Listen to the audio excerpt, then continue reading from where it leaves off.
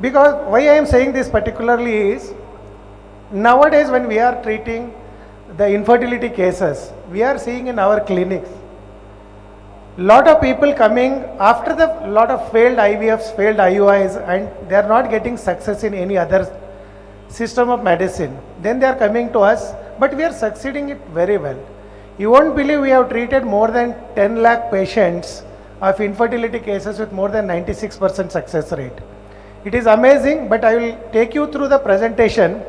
Actually, integrated approach to fertility is what is the need of the hour now, because none of the science is superior or inferior. Only thing, there may be some lacunas which we have to bridge the gap and we have to move forward. End of the day, people want result. They don't know which medical science or which allopathy or which pathy will give you the result, but at the end of the day, they want the result. That is what I will take you through, the what and all the works we have done with integrating with the modern science.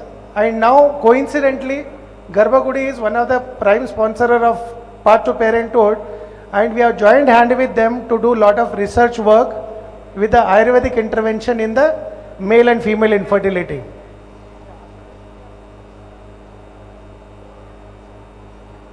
Yeah, see, in our practice, we know generally what are the main, you can say it's a common causes of infertility. The number one is the biggest challenge for everyone is the obesity.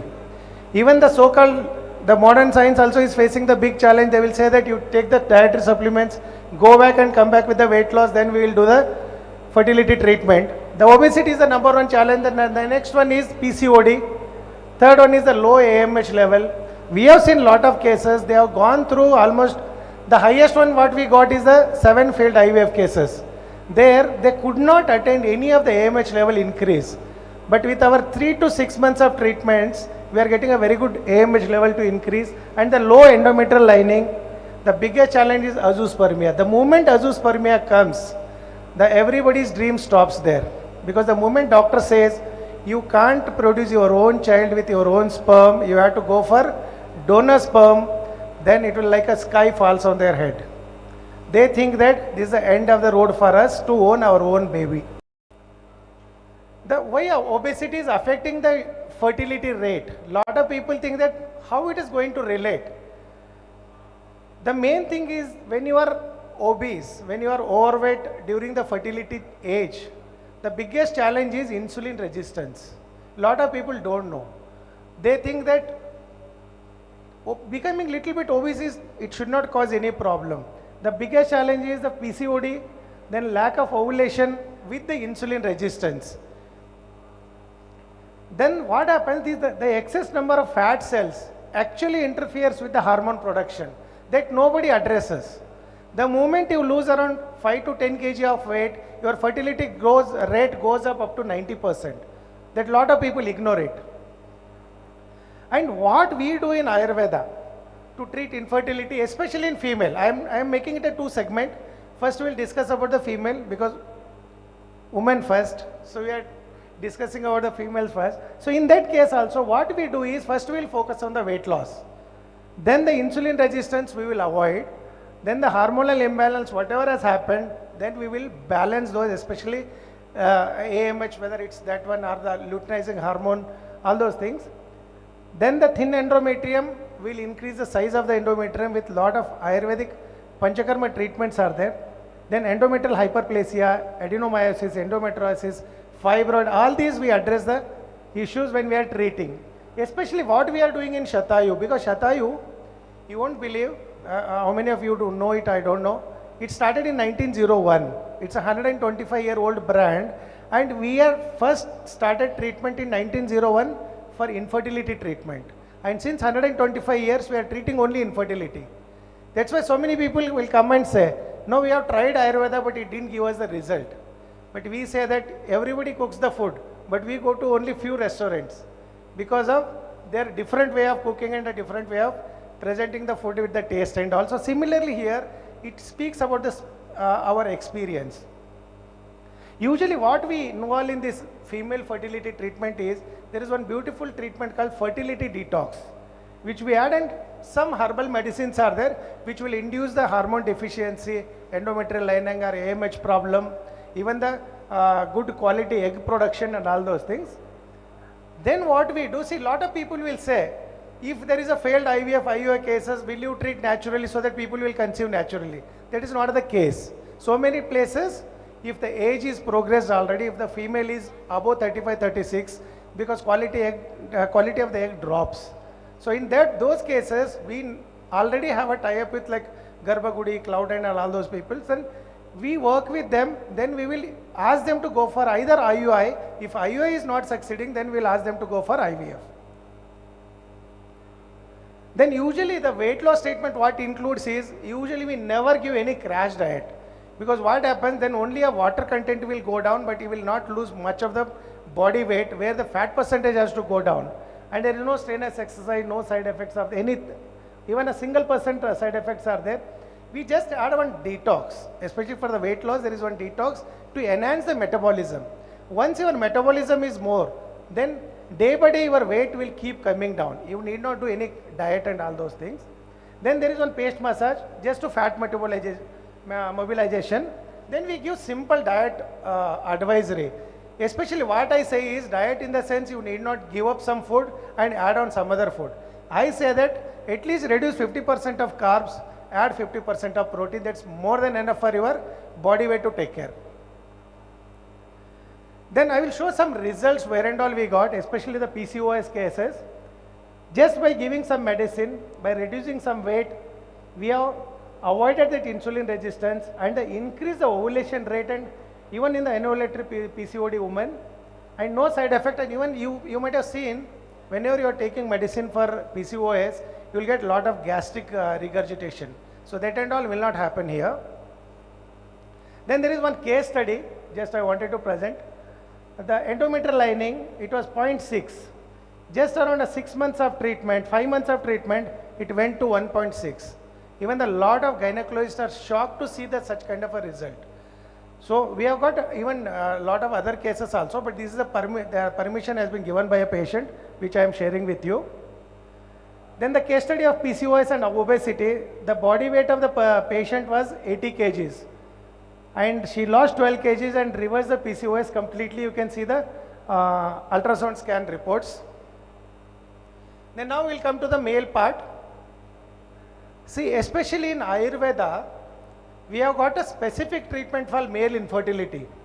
If there is a count problem, we have got a different medicine. If there is a motility problem, we have got a different medicine. If there is a defect, if it is a head defect, we have an entirely different medicine. If there is a tail defect, different, body defect, there is a different. And even if there is a infection level is quite high. So that's why we get a very good sure shot result. Only thing we have to assess first whether this condition is treatable or not. We can't take whoever comes then we say that it is treatable. But first we have to go through the condition. Then why even in the male, how the obesity is affecting the fertility rate? See, even obesity 3 times more likely to have a low sperm count and motility problem that lot of people will ignore, especially the abdominal fat along with the fatty liver. If these two are conditions associated with infertility, then first we have to address those issues. Then the fertility rate will be very, very high. See, usually what happens, men with excess fat will have a very high estrogen, which reduces the testosterone levels, which is very, very essential for the sperm production. Then nowadays, because of the high stress, depression, anxiety, mood swings, increases the cortisol. Already they are not having children, that stress already is there. Apart from that, when there is a medical condition associated with it, then the stress level will goes up. Even I'm showing you one of the condition where in the oligospermia, the count increased from this one to 8 million, from 8 million, then 12 million, then 14 million. This is only a 3.5 months case study. So that kind of a drastic increase it happens with the Ayurvedic treatment. And the biggest challenge for even the complete medical fraternity is azoospermia, where there is a 0 sperm count. So imagine whenever there is a zero sperm count, andrologist what they will say the first thing is, you can't produce your own baby with your own sperm. Because azoospermia, everyone knows, even a layman knows, when there is a 0 count, how is going to have a baby? But it is possible. In Ayurveda, we believe in one particular concept. See, if one seed we have sowed to develop into a proper tree, okay, what and all is required to grow that? The quality of seed should be good, has to be there. Then there should be a good water supply, and there should be good air and good light has to be there. Then automatically that seed will grow into a full-blown tree. If anything is missing in this, then the tree will never grow. Same concept we apply here when it comes to the azoospermia cases, because we have with lot of andrologists, we have a tie-up. When they do a micro-TESA, when they find out that the completely ungrown spermatides are there, which are not getting into spermatozoa, that is the condition which Ayurveda addresses. Because none of the medical science, we have seen the evidence, but in Ayurveda, there is a massive evidence, even the ungrown spermatids are getting full-grown spermatozoa. So you can try this. See, we have treated this, it's a recent one, from 0 million to 2 million. Now I think the recent report is 12 million now.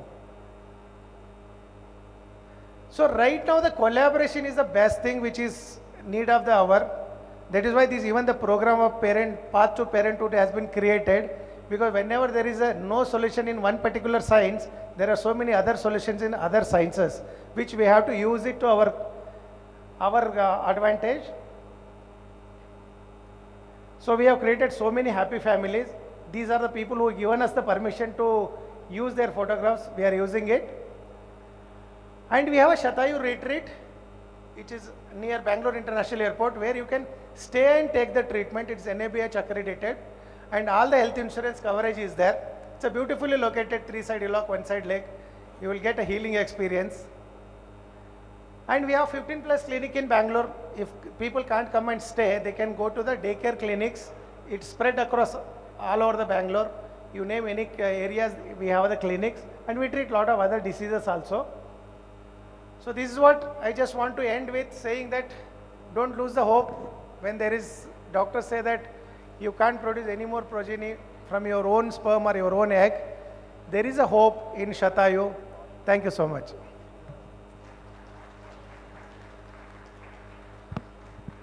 Hello. So I request you to kindly stay back, please. Can we all give a huge round of applause, ladies and gentlemen? I think Dr. Mrityunjaya said there's absolutely hope. Thank you so much for reassuring that to all of us. I request Maruti sir to kindly come forward to give away memento to Dr. Mrityunjaya. Can we all give a huge round of applause, ladies and gentlemen?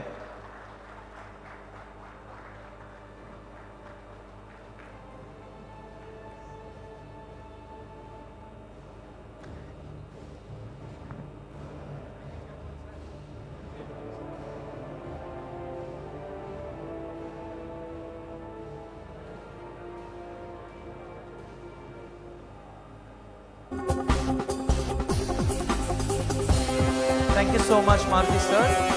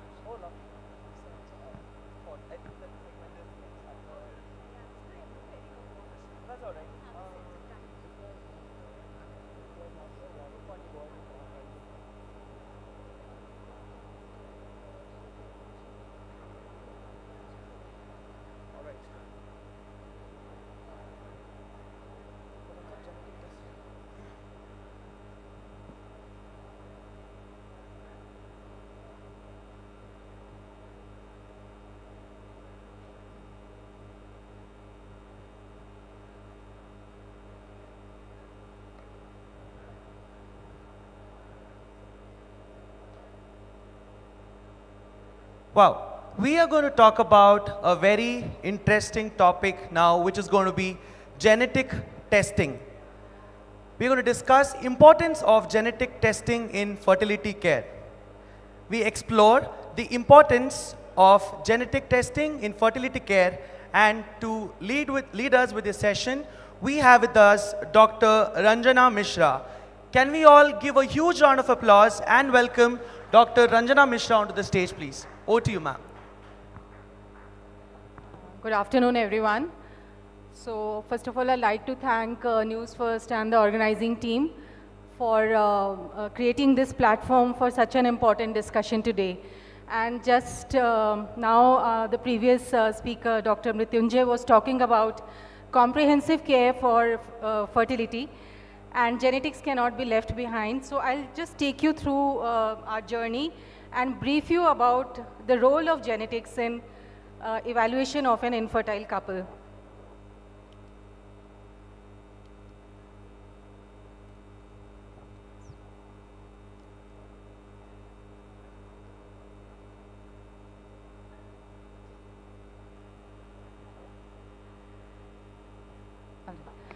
So we know that infertility is a major public health issue. It affects about 1 in 6 people worldwide. And the diagnostic tools which we commonly use for evaluation of these couples, it includes biochemical and instrumental analysis, our various imaging tools, ultrasounds, MRIs and all that. So the maximum yield which we get of all these diagnostic evaluation is to the tune of 65%. And a significant 35% of the cases they are left undiagnosed.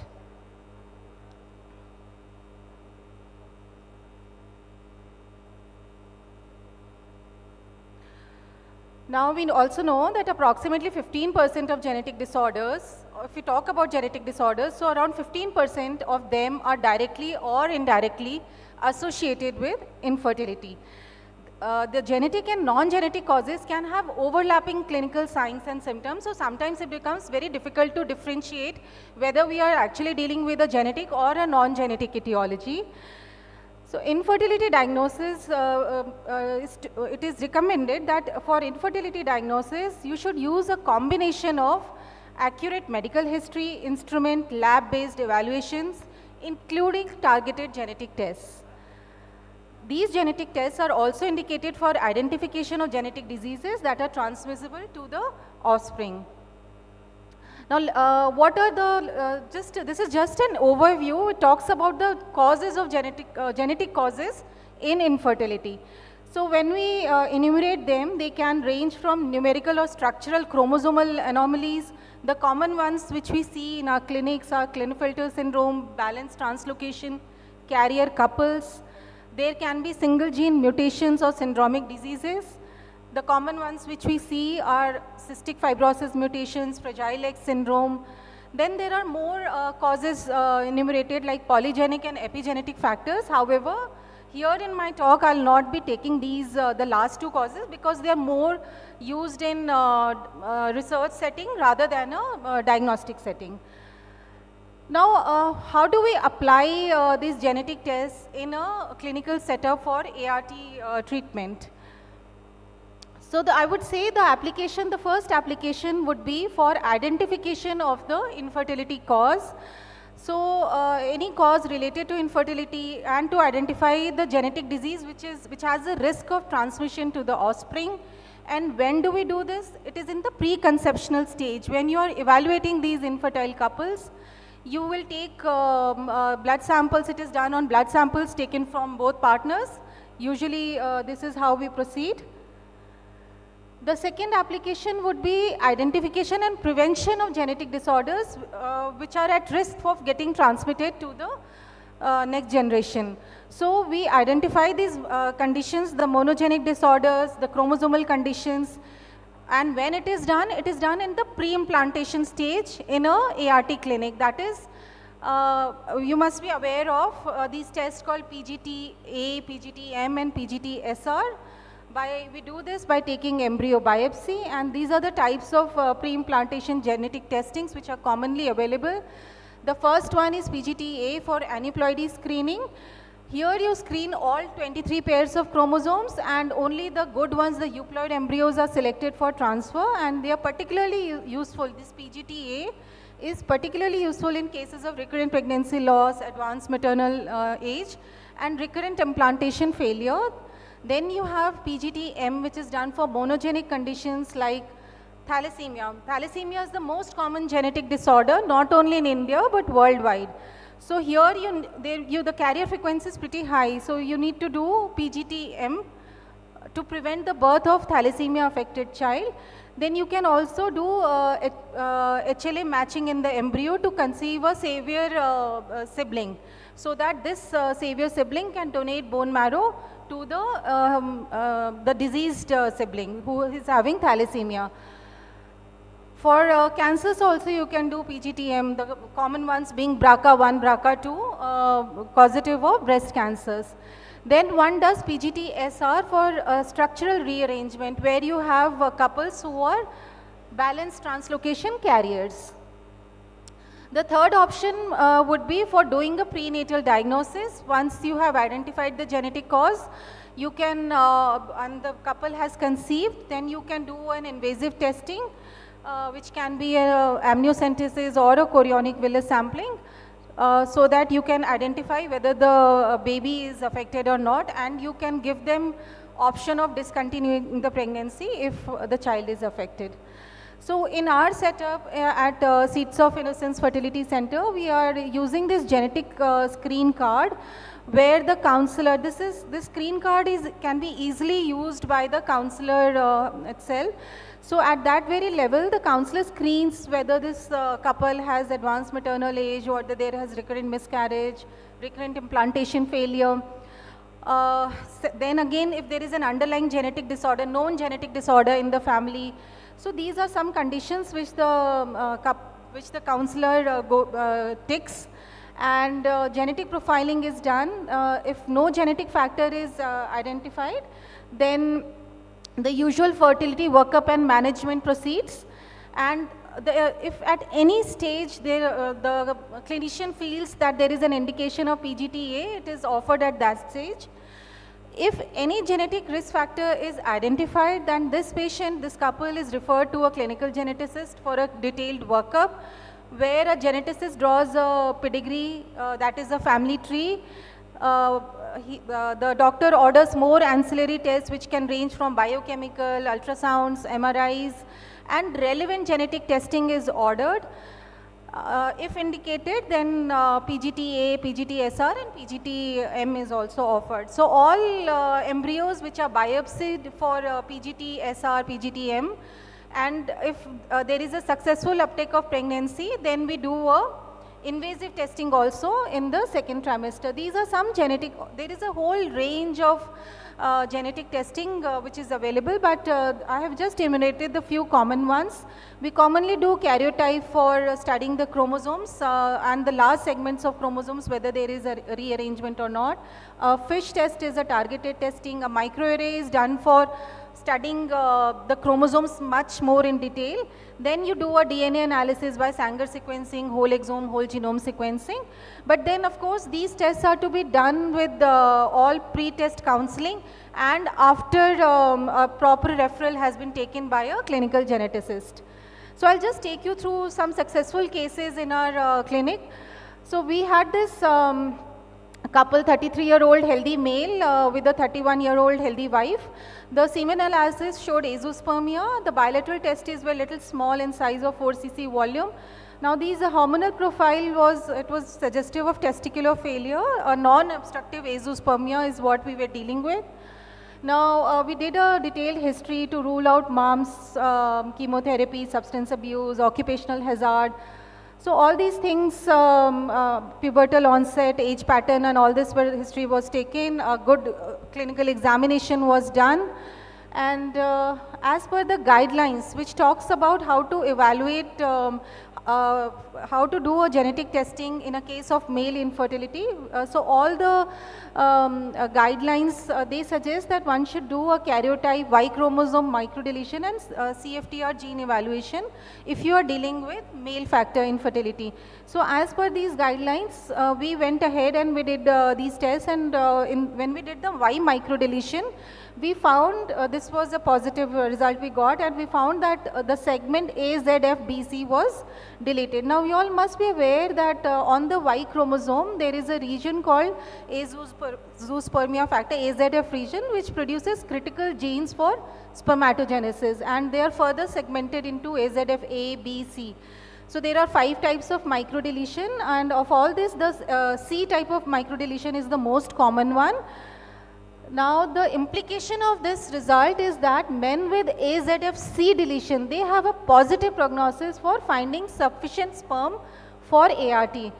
However, if you have a deletion of A segment, B segment, or an extended deletion which involves BC or the whole of ABC, then the probability of getting sperms while doing a biopsy is very, very minimal. It's almost negligible. However, I am sure with Dr. Swami's treatment, I think it would be possible.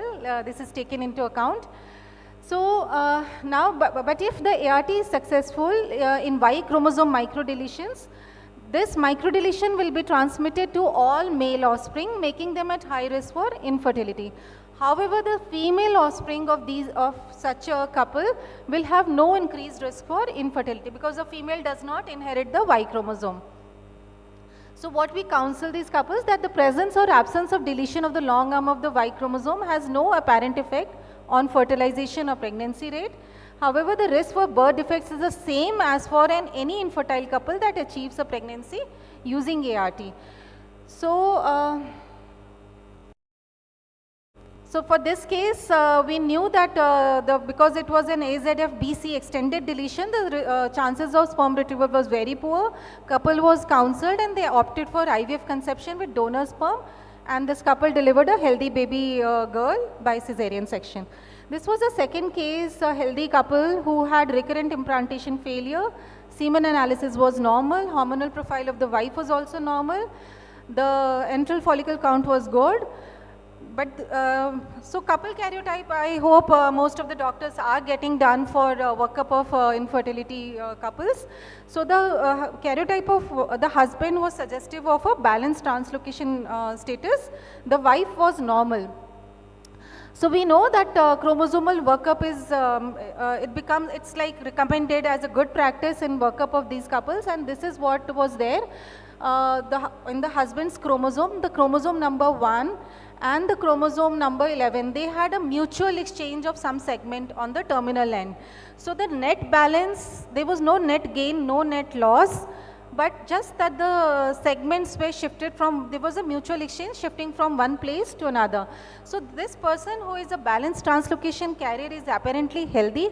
He does not have any problem, but the problem happens in the when they try to conceive, they can have recurrent abortions, stillbirths, and babies who are dysmorphic, delayed, and they may have structural defects. So the literature says that translocations account for up to 3 to 3.5% of cases of male infertility, and spermatozoa from men with balanced translocations, they have a higher rate of meiotic errors, and thus you may have affected children of, when these males they reproduce. Similarly, the females can also have affected children. They can have recurrent pregnancy loss. They can also have ovarian insufficiency. So what reproductive options these couples have? They can go for spontaneous conception. Because they do stand a chance of having, of conceiving spontaneously, although the risk of abortion is higher. But if this pregnancy continues, then you can offer prenatal diagnosis by amniocentesis. The other option is to go for IVF with PGT-SR, where you biopsy the embryo for the chromosomal status. And last but not the least, you can offer the change of gamete. They can go for donor sperm or donor oocyte. We went ahead and we did PGT-SR for this couple, and we, out of the 4 embryos which we made, good quality embryos, but only one was found to have balanced chromosomal status. So we transferred this one balanced chromosome. There was a successful uptake. As per the guidelines, we went ahead and did the amniocentesis at 16 weeks for karyotype and chromosomal microarray, and the fetus was absolutely normal. A healthy baby was delivered at 37 weeks. This was another case. This couple was referred from Bihar, and they had lost, it was not a typical case of infertility, but they came in an ART clinic because they wanted to conceive a healthy child. They had lost previous 2 boys early in infancy at 3 months and 6 months. They, both the children, both the babies were similarly affected. They were floppy, there was no neck control, and ultimately they succumbed to respiratory failure. Now, they didn't have any sample of the children, but the records were very suggestive of spinal muscular atrophy. Now, this spinal muscular atrophy is a neuromuscular disorder.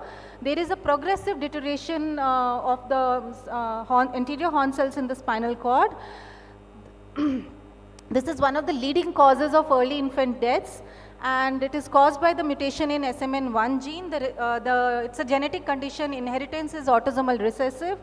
Now, please see that the carrier frequency is very high in our country. It is 1 in 38 to 1 in 30 couples. So, all the professional bodies, they do recommend for screening for SMA in couples who are planning for pregnancy.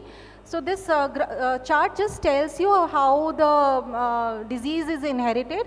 Here you have a high-risk couple where the parents are carrier, and in each pregnancy they stand a chance of 25% of having a affected child with SMA. So, since we didn't have the sample of the baby, we had to do a carrier testing of the parents. And we did it by a test called MLPA, which is the recommended test for SMA. So we found that both the husband and wife were heterozygous carriers for SMN1 deletion. So we offered genetic counseling for this couple. We did ICSI with PGTM, 6 embryos were made, and PGTM was done. Once we do PGTM, we have to check multiple samples. Not only the embryo, we have to check the parents, maternal and paternal grandparents also for a confirmed report. So we found one non-affected, one embryo. This non-affected embryo was just transferred 2 days back. We are waiting for results with crossed fingers. This is my last case. Here, this pedigree you can see, there are 2 children who died early in infancy, just like the previous one. Then there were 2 abortions also. There were ectopic pregnancies, tubes were removed. So this, now again here there was some lung condition. The records, the clinical records were suggestive that both the children died due to some severe lung disease. The 3rd and 4th were tubal ectopic pregnancies. The bilateral salpingectomy had been done. So now this couple again landed up in ART clinic. They were seeking help to conceive a normal, healthy child. So first of all, we didn't know how to proceed because again the samples were not there, and we didn't know what was the cause of early infantile deaths, what is the risk of recurrence, how to prevent it. These were the common questions. So while I was taking this history, luckily I found that this couple had preserved the cord sample. You all must be knowing about this dried shriveled cord, umbilical cord, which the stump which falls off as the child grows. So many couples, many parents, they preserve it as a memory of their child. So they had preserved that dried shriveled cord. It was of the first child, which was around 8-9 years back. So they had preserved that cord, and this was very helpful for us. We could extract DNA, and we did a whole exome sequencing. We found this common pathogenic mutation in the CFTR gene, which confirmed that the children were affected with cystic fibrosis. And we tested the parents for their carrier status. We found them to be carriers for cystic fibrosis. So again, this is a very debilitating disease. Cystic fibrosis is very debilitating. There is obstructive pulmonary disease, there is pancreatic disease, There is a problem in the sweat composition. Again, it's autosomal recessive, though every time, every pregnancy is at risk, 25% risk of getting affected. So we did a PGT-M, we are planning this PGT-M test for this. We have ordered the kits, and once there is a healthy uptake of pregnancy, we plan to do targeted testing at 16 weeks. And this case was widely covered in the media because we could solve the cause of recurrent deaths in this family. So I'll conclude by saying that the role of genetic testing in reproductive medicine is evolving day by day, and of course by leaps and bounds. It starts with disease identification, stratification, and there is a role of tailored and personalized treatment in these couples. So yeah, I'm sorry for this. So this was my last slide. I would conclude here. This would not have been possible without a teamwork. There is a robust genetic lab with us, a team of counselors and scientists.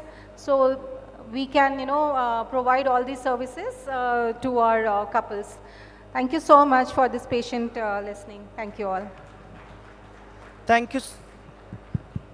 Thank you so much, Dr. Ranjana, for highlighting this crucial aspect of fertility care.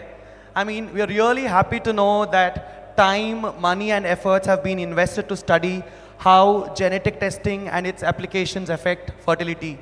Oh my God, so much to learn. Thank you so much. Can we all give a huge round of applause to Dr. Ranjana Mishra? I also request the Senior Vice President of Brand First, Urvi Mehta, to kindly come forward to give away a memento to Dr. Ranjana Mishra. Can we all give a huge round of applause, ladies and gentlemen?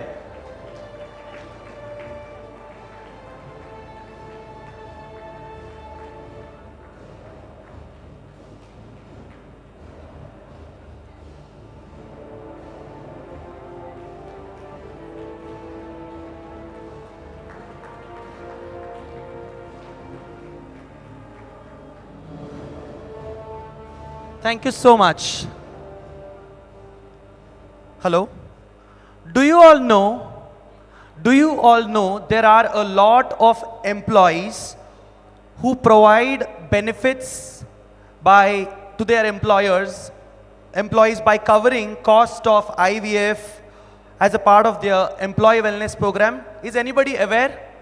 Is anybody aware of companies who cover the cost of IVF treatment and all of that as a part of their HR benefits?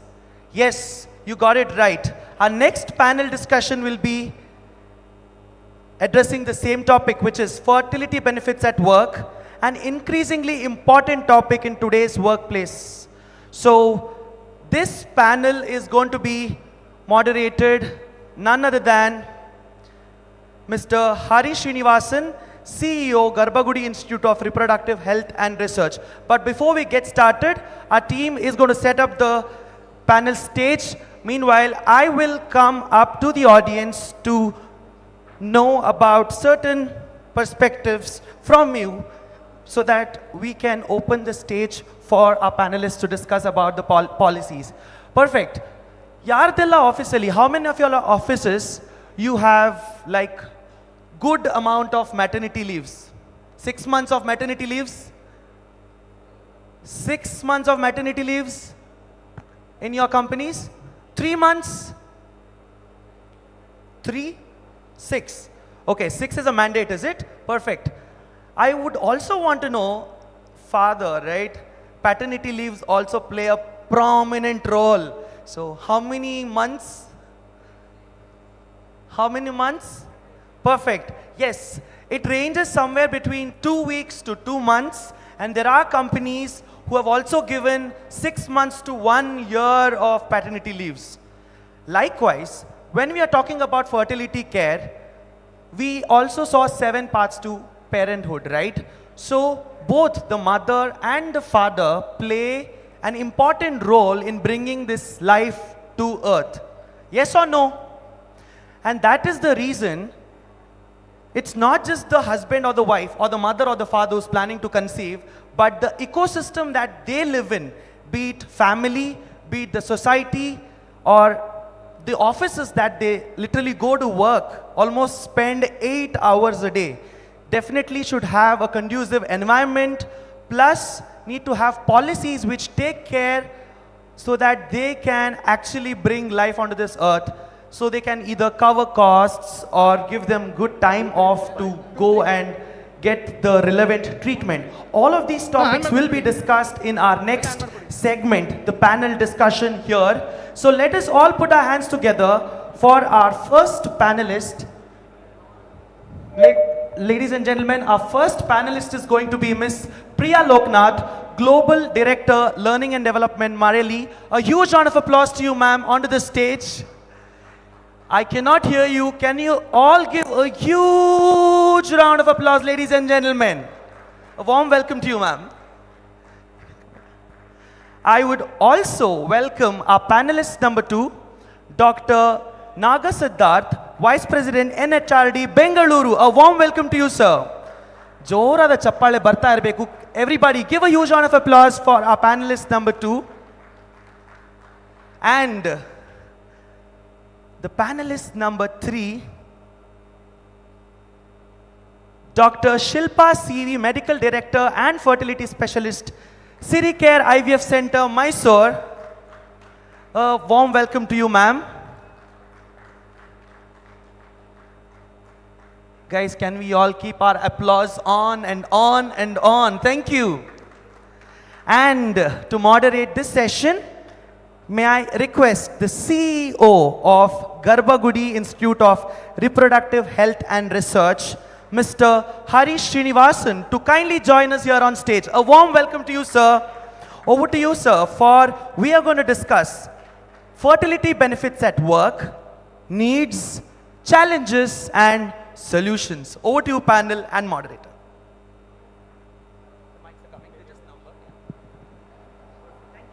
Thank you so much. Happy afternoon, everyone. Hegidira ellaru? Uta madidra? Have you all had lunch already? 5 minutes.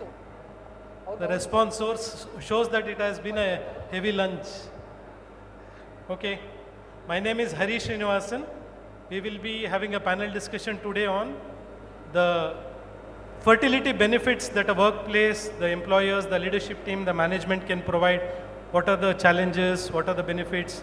How can we make it work? Idu ivattina topic. We will try to mix solpa Kannada, solpa English as much as possible. Okay. So welcome, dear panelists. Let me start with a few starter questions. Okay, let's just set the context. Dr. Shilpa, nimge modlu corporate ವರ್ಲ್ಡ್ನಲ್ಲಿ infertility ಜಾಸ್ತಿ ಆಗ್ತಾ ಇದೆ ಅಂತ ಕೇಳ್ತಾ ಇರ್ತೀವಿ. ಇದ್ರ ಬಗ್ಗೆ ನಿಮ್ಮ ಒಪಿನಿಯನ್ ಏನು?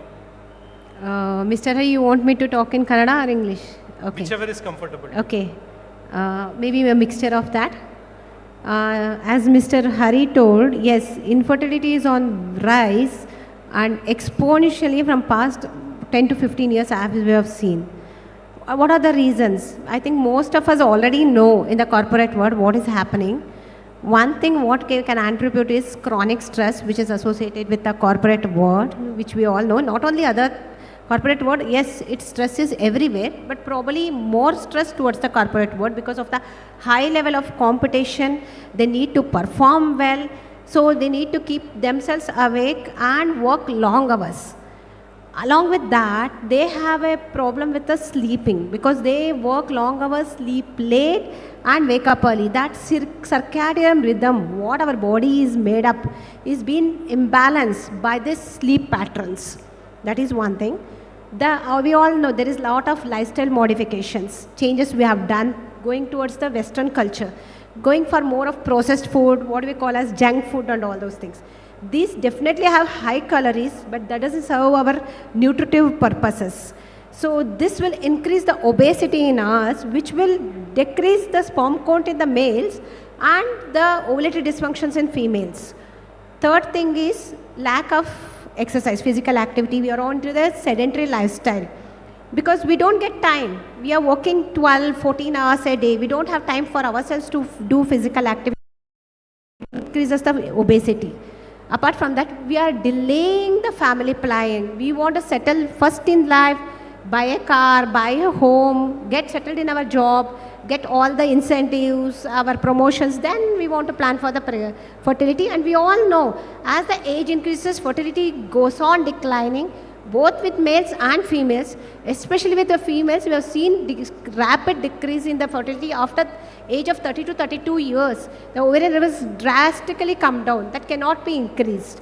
The packaged food, what we call, they have a lot of preservatives which causes a lot of hormonal imbalances in us. Even the plastics what we are using, they have called BAP, the component which decreases the fertility by causing effect on the sperms and the ovaries.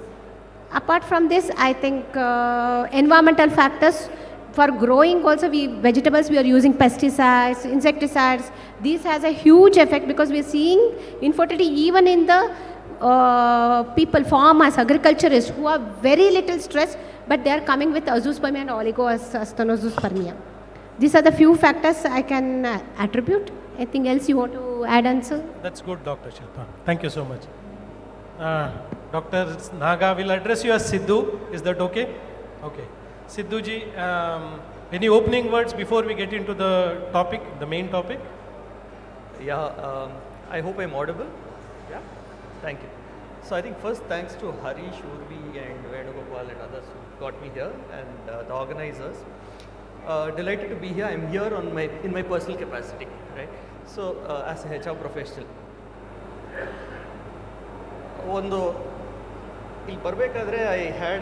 I just remembered something which is called a Subhashita in Sanskrit. I heard it somewhere. I'm not a student of Sanskrit. So it says, Yasya kasya taror moolam, yena kenapi mishritam, yasmai kasmai pradattavyam, yadva tadva bhavishyati. It's a very interesting thing, okay, which is apparently means if I go somewhere, get some two random plants, grind them together and give it to a passerby, something will definitely happen. Okay, so to assume that everything, can somehow you do something and something will happen is where this entire concept of design thinking comes in, right? We can look at fertility as a concern and try to generally put some, band-aid solutions as a HR professional, right? But then what band-aid solutions often result in are unwanted outcomes. For example, right, let's assume tomorrow there's a law that's passed saying that maternity leave is two years in all companies, right? Yeah, there's going to be a lot of exuberance and happiness, and genuinely so, right? But then you'll see that in the next 3 months, the number of offers going out to ladies have gone down drastically, right? And hence, this is what I mean, that you can do something somewhere and something will happen, but whether that something is what you want, right, needs to be seen. And from that point of view, I think, Doctor, you touched upon it. If I were to look at a context in a European country I visited a few years ago, I asked someone, hey, someone came to McDonald's and I said, "Yen martira anta?" They were like, "Oh, I'm a full-time parent." It kind of hit me because coming from India, and I'm not kind of comparing or saying what is better or something. I mean, each to their own means. Adre illi, it is like a societal checklist. And kelsanu madbeko, magunu, right, 1 or 2. Then I'd want to also go to a conference and talk. And then I'll want to, probably become a part-time pilot if that's also allowed. Right? So while the interest for life is there, but there are trade-offs which are hitting the business back. Right? And that's also because in India, our salary levels decide the quality of life of individuals.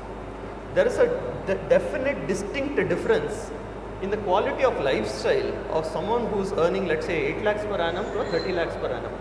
After 30, 40 lakhs, then it's all accumulation. But till around 30 lakhs, there is a significant difference in the quality of life and the quality of choices. So, that is where there is a reverse pressure into organizations, where, like you said, people have got to have babies before a certain before age. There is an implication. At the same time, there is a lifestyle economic pressure coming in, right? There is a variable in India which is supportive called parents and in-laws and grandparents and so on, which is kind of cushioning the system. So if I were to get into, hey, what is it that companies are looking at? There are some companies that have wonderful things, right? They do give reimbursements, they have insurance policies that support. They even have, like, when people have to go for the fertility treatment cycles, they have separate, leave, that's provided. Now the thing is, why can't all companies do it, right? We'll answer that next. Thank you so much. Priyaji, next question to you. As a senior HR person, do working people, employees at IT companies or corporates, do you really see a lot of struggle in infertility? Do they come and share with their HR? Is there a culture around sharing? What do you see on the ground as a HR senior person? Thanks, Hari. Hi, everybody. Thanks for that question.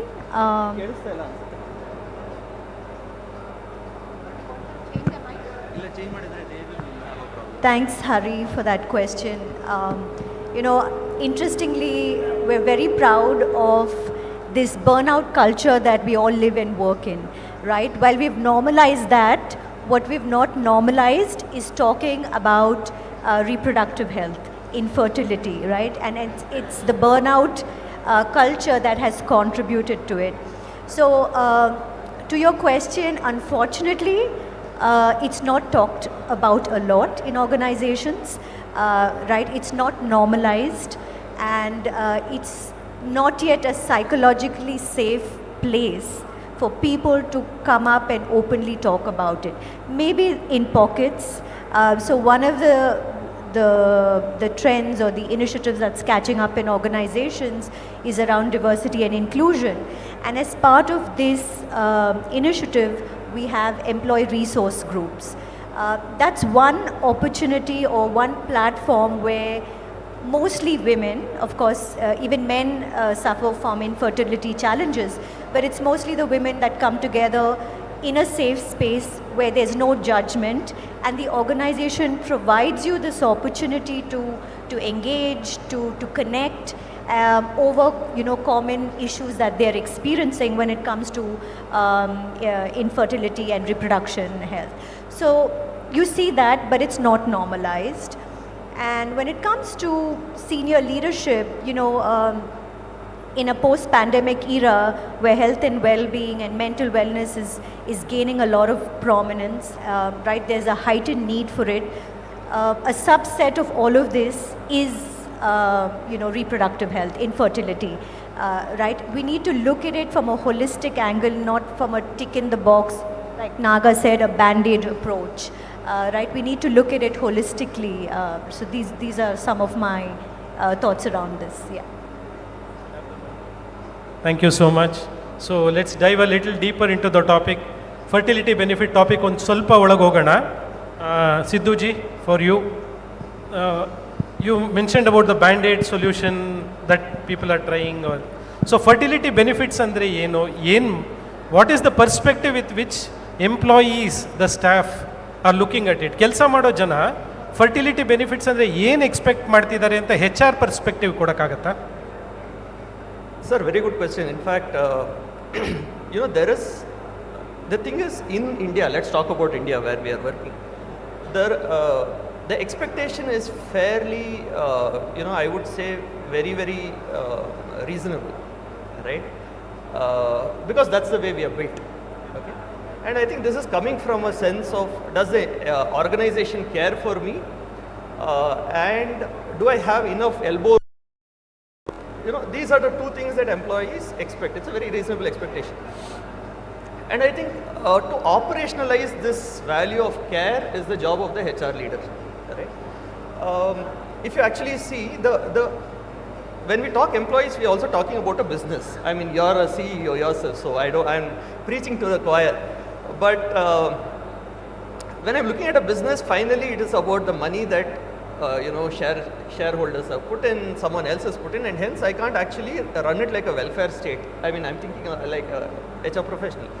So how does it really work?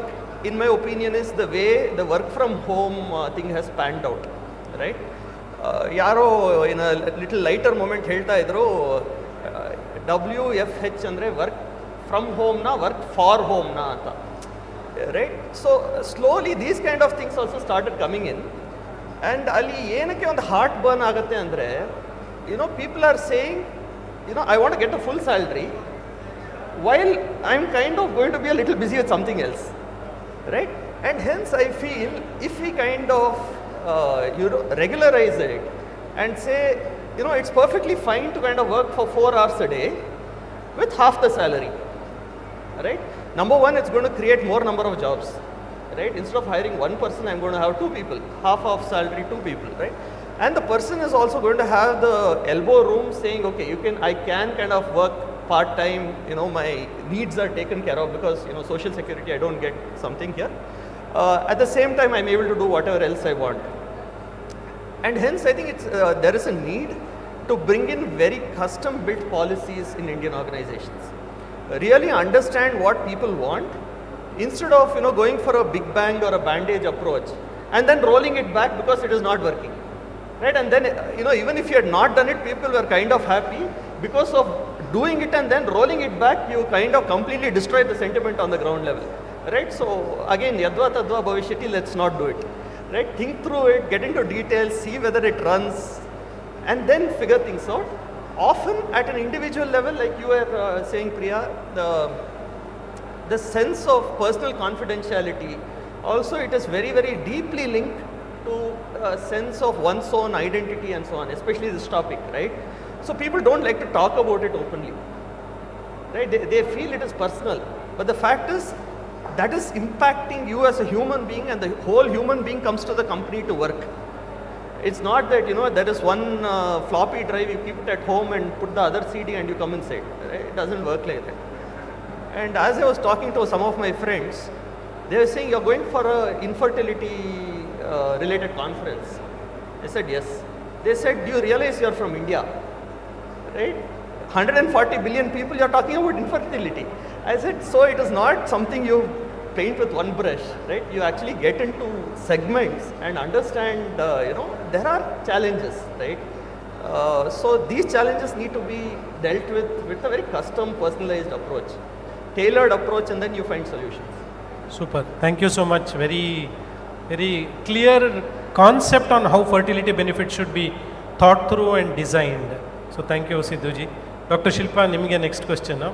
So as you've been treating patients regularly, what is your perspective on how it will benefit the staff? Let's say there are couples who want to undergo infertility treatment.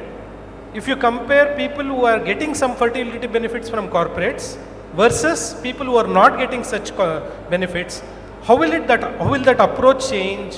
Will the outcomes be different? As a doctor, will you be looking at it in a different perspective? Can you shed some light on that, please? Yes, Mr. Hari. Here, when you ask this question, I would like to tell you with an example, which I had experience with my own professional thing. This was a case long back. A woman who was working in a corporate sector, was in a really good position, very talented, and was also awarded by the company for the best employee for the branch. She was undergoing fertility issues, and she had gone to a lot of people, and as a final result she came to me. But because of other financial issues, not at the workplace, so though she was earning well, even at home you'll have financial crisis and all those things, she was not very affordable for the higher end treatment. When I evaluated her and so, I felt she was the right person to go for IVF treatment, which will give her the best results. So I advocated her, and even she was satisfied with what the answer she got. But because of this financial constraint, she couldn't go for the IVF. So she wanted to opt for a lower cost ones, which we usually advocate IUI, which has low effectiveness.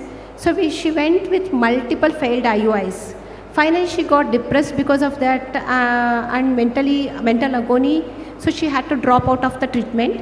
And after I came to know, she quit the job also because of this psychological effect, which is affecting her performance in the company. After a couple of years, she came back to me in a more relaxed way, and with a more financially better position, she underwent IVF and she could conceive with a successful pregnancy.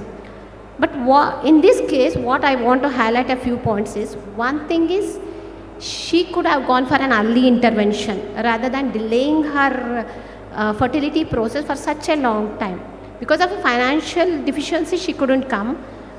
If the company could have helped her little, at least to some part in that phase of her life, she would have definitely undergone earlier and had a good result, same result she has got, but in a better way. She quit her job. This affected the company also, because the company is losing a very efficient person. Yes, one of the, I think being HR, I think the employer, whatever you must be feeling, you have to retain the best talents with you, because getting a best talent is very difficult nowadays. So retaining them is the best thing. So I feel they could have retained her by giving little bit of financial aid. And also the mental and emotional agony she had to undergo all these years because of this delayed infertility progress, even physically, mentally, emotionally. I don't think you can measure in any terms of cost or finances, anything. And even if the company would have provided her the financial aid to certain extent, maybe her trust towards the company and her loyalty would have increased. This would have really converted into the increased reputation of the company. That's what I feel. These are the things, certain things I would like to add. Sidhuji, you want to add something? May I? Thanks. On LinkedIn, I was reading something about leadership, and it said, good leaders are boring leaders, Santa. Okay. So I'll also tell you something. If I were to ask the audience, how many of you did your everyday exercise in the morning today before coming to the conference? So one hand, two hands have gone up, 1.5 hands, other person was not sure. So how many of you picked up your mobile as soon as you got up in the morning? All hands went up. Okay, so the thing is, what is good in the long run is not exciting to do, right? Really good leaders are boring people, because they are not creating trouble and then trying to solve it. There's a little bit of drama, tension, anxiety. If you allow the trouble to create and then you become a heroic leader trying and solve things, and if you are the types who knows how to figure out things for the long run, you become a very boring person. Similarly, things like this, to proactively introduce stuff like this, either the company is doing extremely well, right? Deep 100-year plus, deep pockets, has a very social bent of mind, etc. So those are one set of companies, right? I'm talking of the other kind of companies, just like the mobile versus exercise. If you value something, you will keep it well, right?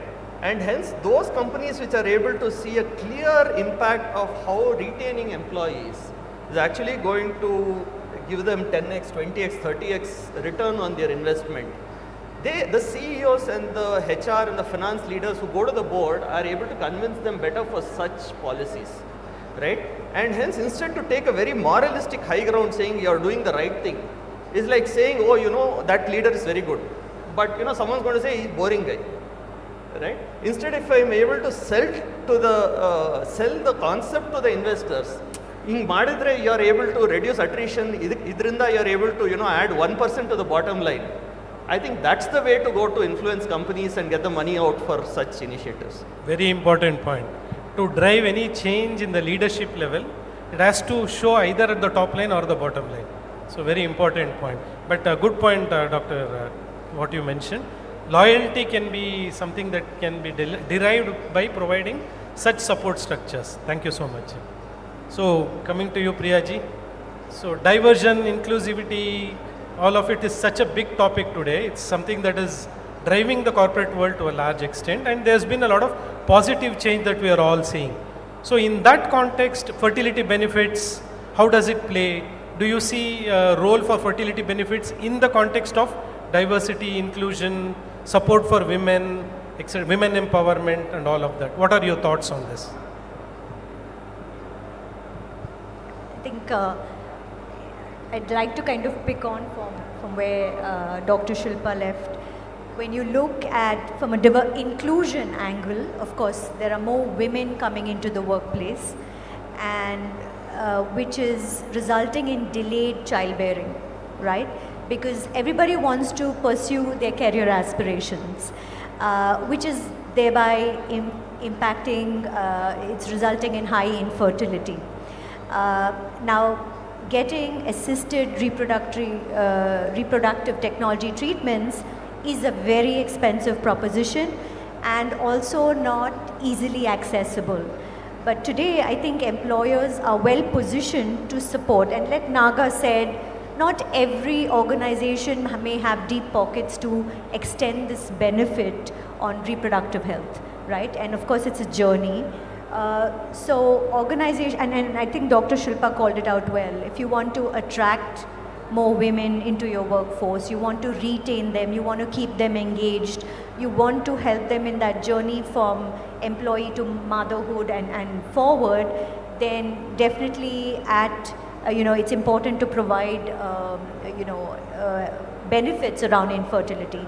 So that's one group that I'm seeing. And then there is the workforce of tomorrow, with who you call the millennial generation or the alpha generation. They're very clear. They have their, they're a very privileged generation compared to all of our generations, because they live in a world of social media, they're well informed, they live in the world of AI, right? They have their priorities very, very clear. And they want to work for organizations that provides mental, physical well-being, and infertility benefits being a subset of that. And if you want to attract the talent of tomorrow, you need to start thinking through in a very structured, strategic way, holistic way, how do you attract this? And if you're going to be reactive and say, when they get ready to join the workforce, I'm going to build that strategy or policy or framework, it's not going to work. Because there's, it's such a competitive world for talent. Somebody else will grab this great talent, be it the women, be it the millennials or the alpha generation. So that's a pattern that we're seeing, right? So these set of answers sort of establish the need for fertility support from the organization. So all the three of you are sort of in concurrence with that on that? Yes, okay. So let's look at what are the challenges, what are the impediments that we see for designing a fertility benefit package within a corporate. Let's spend a little time understanding your perspectives on that. I'll start with Sidhuji.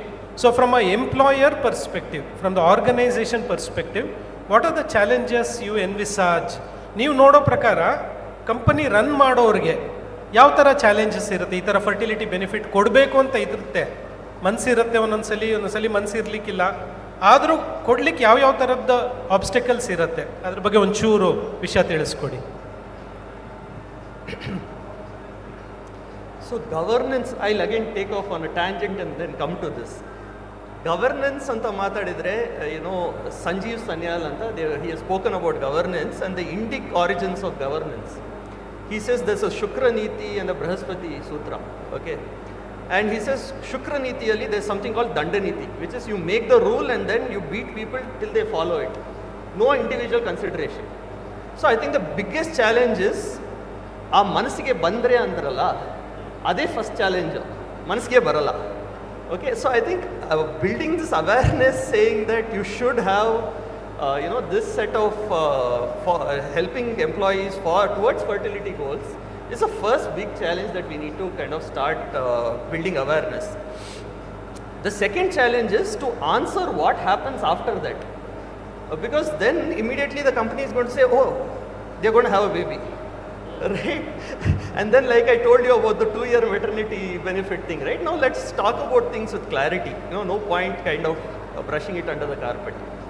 So I think the second thing is finding out industry associations. Give you an example, in retail, if let's say a food retail company, right, having large hypermarkets. One of them where I worked, we actually said, okay, if you work with us for 5 years, we will tie up with a food retail chain in the Middle East so that you go there for 3 years, make your money, come back and join us as a supervisor or a manager, right? So these kind of interesting associations, cooperative arrangements, if they are made, because I know that there is a recruiting company in India based out of Chennai, they only hire returning mothers, okay, and they are a 40-member team, they all work from home, and needless to say, they are all profitable. So similarly, if organizations have an option saying, you know, yeah, as a company I might not have the deep pockets to justify it, but if you go through this path, remember that you are one of us, but you can take a break, maybe work with this other organization for your skills, where they are saying, okay, I cannot afford a full-timer, but part-timer I also need. Right? Either some level of cooperative movement, I feel it really works in India. Right? And even small little things like, you know, salary advance. You know, I've at least seen policies of 50 to 60 companies. Salary advance policy andre minimum, there are 2 reasons. One is medical or marriage, right? Medically, typically they will say, okay, which hospital, what is the issue, right? But if we can also add on small things saying fertility, right?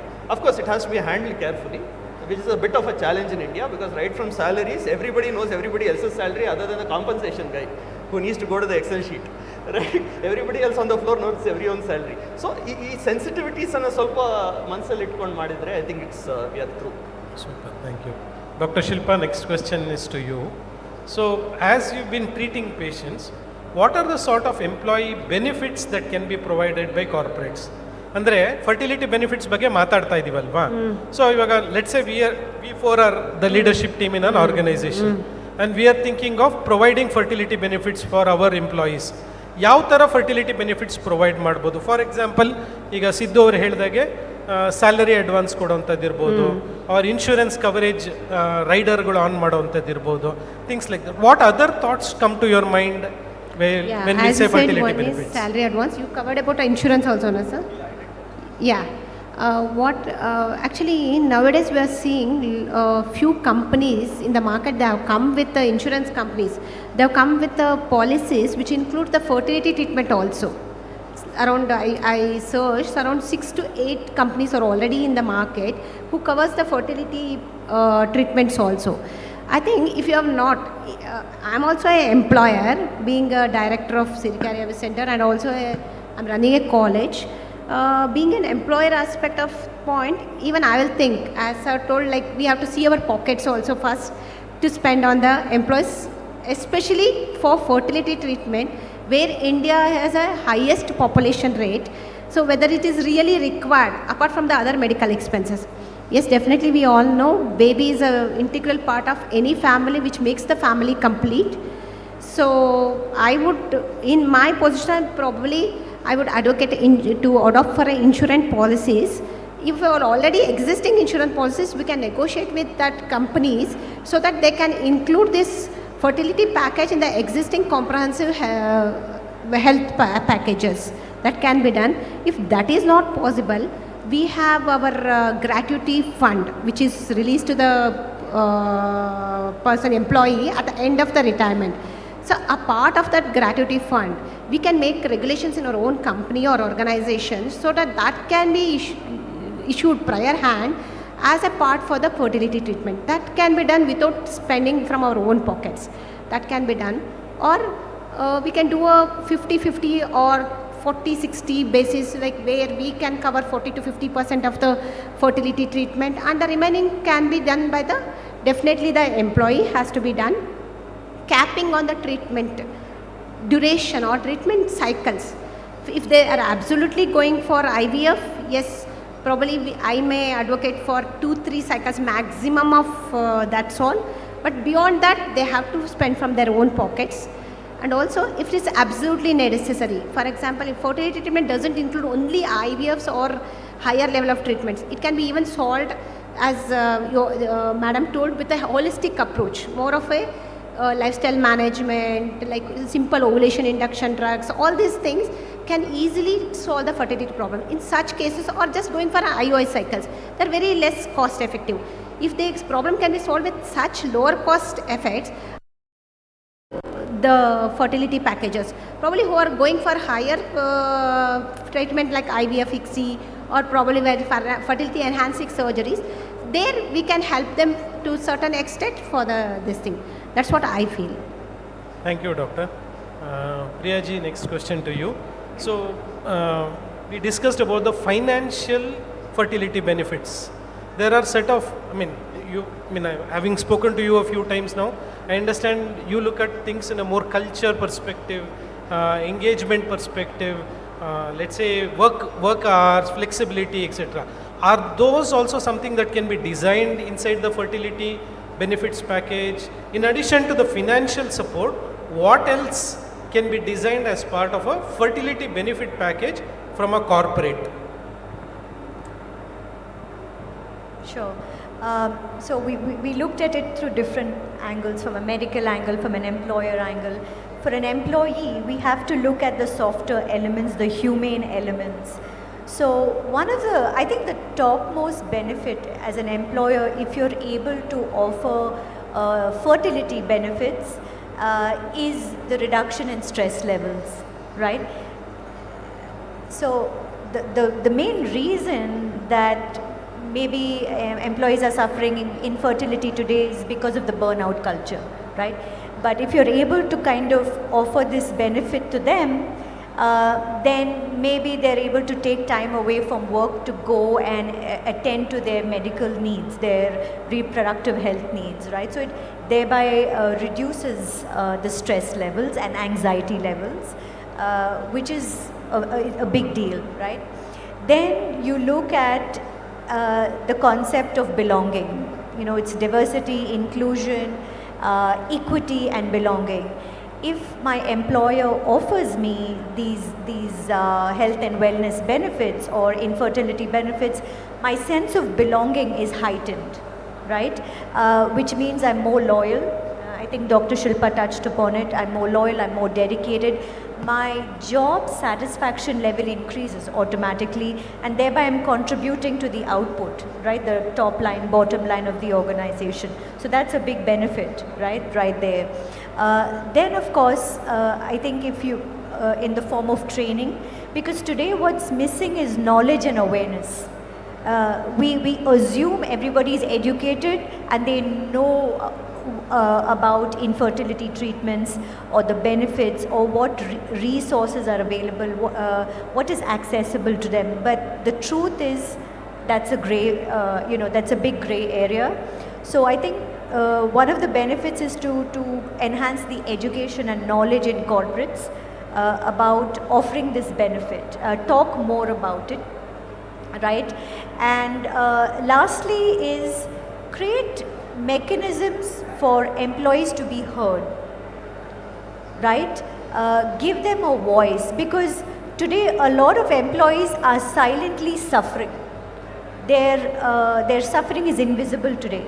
But if you create a culture of feedback, right, where we as HR can provide mechanisms, keeping in mind the stigma aspects, the career progression aspects, because a lot of people think it might affect their career advancement opportunities. So try to bring in a very inclusive way to hear them, so they feel heard, they feel valued. So these are some benefits from a humane perspective that can definitely be implemented. Very tangible. It doesn't cost you a lot of money to do these, implement these strategies, I would think.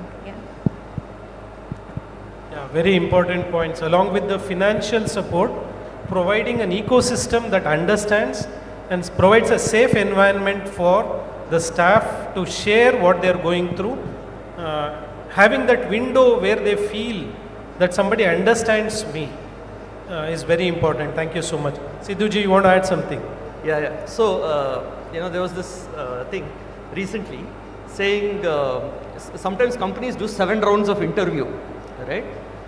And the guy leaves in 6 months, okay? In a traditional Indian approach, boy and the girl meet for 45 minutes and the marriage lasts a lifetime. Okay, so what is this 7 rounds and still it's not working? There 15 minutes supervised meeting, right? So then we figured out it is because someone commented and said it's because the mom and the dad and the in-laws and the neighbor and the neighbor's dog, everybody is getting together to make this work, right? Like Priya said, right, it's about creating an ecosystem, and when it is not about financial only, it is not only about stress, it's also about the psychological support that the dad needs often. Because very early in my career, I had a manager who was completely unworkable with. Whatever you tell, he'll find a mistake. Okay, after this went on for 3 months, I went to the business unit head and said, what is this guy? You know, how will I work with him? And he said, Sidhu, come here. And then he said, no, he's undergoing fertility treatment. Right? So it's a painful thing. So don't mind. Even if he comes and complains to me every day twice about you, don't worry, I know how much to give. So it is about setting up the system and the ecosystem, like you said, Priya, and also about training people around them on, you know, how to give that support which is beyond financial, beyond clinical, right, and keeping things sensitive. Thank you so much. So we are out of time already, so I'll just have one round of final questions. Let's try and close quickly. So I wanted to touch the topic of family versus career. What is a priority? How do people prioritize?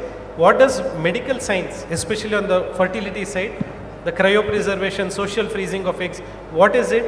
How can companies support it? How can employees look at it?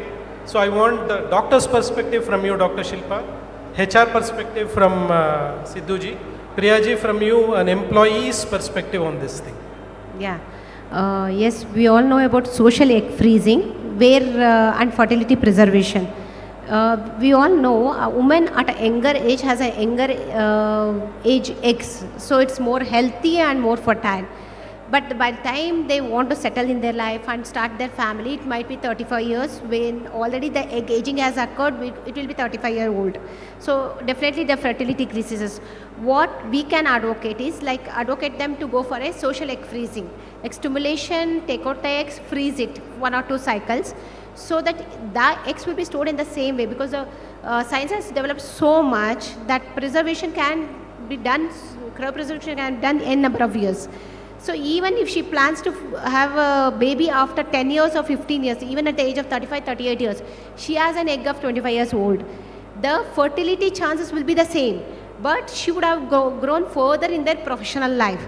So she can balance both professional as well as personal life. So definitely I would advocate for social freezing. And even nowadays when I am seeing from past few days, especially the corporate culture, because of the probably high stress, use of laptops, mobiles and all, we are seeing the decrease in the sperm count of the motility also. So even I can advocate even the freezing of the sperms at an younger age. That's quite very easy. So you can use that, also can be used for further use if required. Super. That thing. Second thing, I think beyond that, digitalization. We have seen with the introduction of AI, digitalization has gone so far. We are coming with a lot of apps, that fertility tracking apps like ovulation apps, tracking apps and all those things. At the workplace itself, they can track these things and go for simpler methods which will be stress-free and more cost-effective, so that financial burden is also reduced, stress is reduced, they can have plan the pregnancy whenever they want to. I think this and all will definitely help. Okay, thank you. Sidhuji, how to prioritize? ಹೇಗೆ family complete ಮಾಡೋದ್ರ ಬಗ್ಗೆ priority ಮಾಡಬೇಕಾ ಅಥವಾ job ಬಗ್ಗೆ prioritise ಮಾಡಬೇಕಾ? ಹೇಗೆ ನೋಡಬೇಕಾ ಪರ್ಸ್ಪೆಕ್ಟಿವ್ನ? I think the answer is left to every individual, right? It is a trade-off. Like I said, European deshigalali, they kind of plan for it. Like I said, the quality of lifestyle that a person has is not as linked to the salary as in India. So there is always this trade-off pressure here. If I let go of the career, I'll have to wait for some more time for that level of quality of lifestyle, right? So I think it's, it's completely left to the individual. The only thing is there is this element of biology in this, right? And hence individual needs to take care of that also. So Priyaji, so how does an employee look at it? So if a company is providing fertility benefits where cryopreservation of eggs or the sperms is available, would an employee consider focusing on the job more and then plan to have a child slightly later? Is that something that you would see as an HR? Would you think that is going to add value at the organization's attractiveness for hiring talent? Well, of course, like Naga said, it's a very personal choice, right? I think what we can do is to create that conducive environment, right? Create psychological safety. I think if you do that, then maybe an employee is in a position to, like Naga said, there are phases for every human being and the biological clock is ticking, right? So for a woman, if I'm talking from a woman employee perspective, I think having accessibility will help them take that decision. When I mean by accessibility, looking at a more comprehensive coverage. Right, when you're offering fertility benefits. When I say comprehensive coverage, different types of assisted reproductive technologies like IVF, freezing of eggs, sperm banks, surrogacy, right? How accessible is this? Probably that will help the individual to take a decision then. You know, because of this accessibility, do I want to prioritize family, you know, childbearing over my career, and do I have a safe environment to come back to maybe after as a returning mother? Do I have to worry about social stigma that, you know, I availed the infertility benefit and now I'm coming back to work? Is my job secure? What are my opportunities of career advancements? Now these are the different kind of topics that kind of runs through a woman employee, right? If you're able to create accessibility, the right environment, I think then it becomes easier for them to take an informed decision in a timely manner, right? So that's the way I look at that. So with that, we come to the end of the panel discussion. So as a take-home message, I'll just summarize all the points that you people gave us. Thank you for all your inputs. So there is a certain amount of infertility problem in the workplace. Employees would be very happy if the employers can provide some sort of a fertility benefit package to them. Fertility benefit does not mean only financial. Financial would help a lot. But along with that, a conducive, safe environment provided for both the male and the female would make things very easy for the staff, and it would also bring in a lot of loyalty factor for people to stay back in the organization, and their connect with the organization will be significant. Social freezing is something that is really picking up. People can plan and prioritize whether they want to focus more on the job or on the family. It is an individual decision, but companies can support employees in this. This is the overall summary of today's discussion. Anything else that I would have missed out? Probably holistic approach, sir. Holistic approach. You can holistic approach towards infertility treatment. Thank you so much. It was lovely talking to you all. Thanks for making time amidst your busy schedules and coming here. Thank you so much. Thank you so much to all our panelists for their valuable insights. I request MD and CEO of NewsFirst, Mr. Ravi Kumar sir, to kindly join us here to give away the mementos. First and foremost, Ms. Priya Loknath, Global Director, Learning and Development, Marelli. Thank you so much, ma'am, for being a part of this day where we are actually witnessing insightful discussions around path to parenthood. Yes. Thank you so very much for spending your valuable time with us. Really, really means a lot. Can we all give a huge round of applause, ladies and gentlemen? Up next, thank you so much, Dr. Naga Siddharth, Vice President, NHRD, Bengaluru. It was an honor having with you, sir. Thank you. Thank you so much, Dr. Shilpa CV, Medical Director and Fertility Specialist, Siricare IVF Center, Mysore. Last but not the least, thank you so much, CEO, Garbhagudi Institute of Reproductive Health and Research, Mr. Hari Srinivasan. Thank you so much for moderating this session very well. I request all the panelists to join for a group picture. And I want all of you to give a huge round of applause, ladies and gentlemen. It's been a day full of learning where we've got so many insights around path to parenthood. I'm sure now on, it's not just path to parenthood, but it will be path to happy parenthood. So let us all give a huge round of applause for this day has been full of learning. Thank you so much, panelists and moderator. Well, the next segment is something which we are all looking forward to, specifically folks who are working professionals. So our topic covers importance of fertility preservation. Let us all put our hands together and welcome Dr. Vidya V. Bhatt onto the dais. Can we all give a huge round of applause, ladies and gentlemen?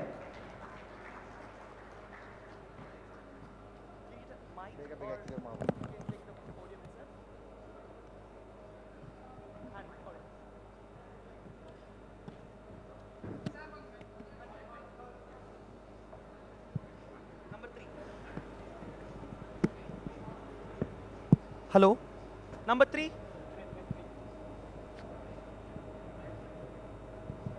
Hello? Ladies and gentlemen, let us all give a huge round of applause and hand over the stage to Dr. Vidya V. Bhatt. Over to you, ma'am.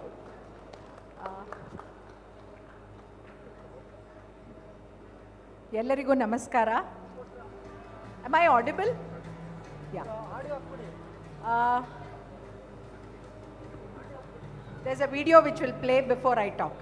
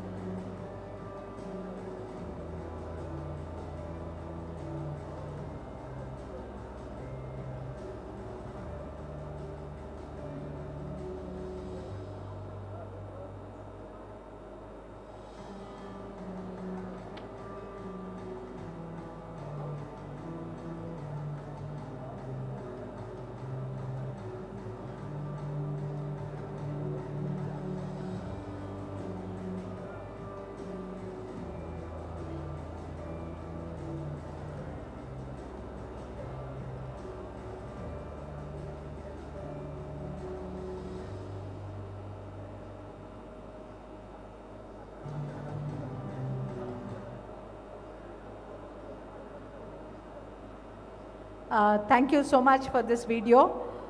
Ellargu namaskara. Before I start, my sincere thanks and congratulations to NewsFirst, Wiley, then Brand First, of course, Government of India, Radio City, and all the sponsors for